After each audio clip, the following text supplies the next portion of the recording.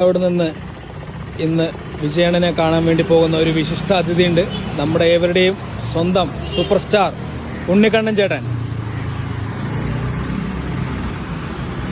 Hi, ഞാൻ ഉണ്ണിക്കണ്ണൻ മംഗണ്ടം. ഞാൻ പറഞ്ഞു ജനുവരി 1-ന് അന്തരിക കാൽനട യാത്ര ചെയ്യുന്നു. ഇന്നലെ ഉറങ്ങിയിട്ടില്ല. കോഴിക്കോട് 4 മണിക്ക് ഇവിടെ എത്തി.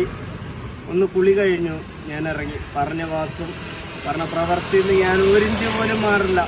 വിജയ് സാറും യൂസഫ് അലി സാറും എല്ലാവരും പറഞ്ഞതുണ്ട് 6 മണിക്ക് എത്ര പറഞ്ഞ അവിടെ ഒരു 5:30 അവിടെ എത്തിയിരിക്കണം.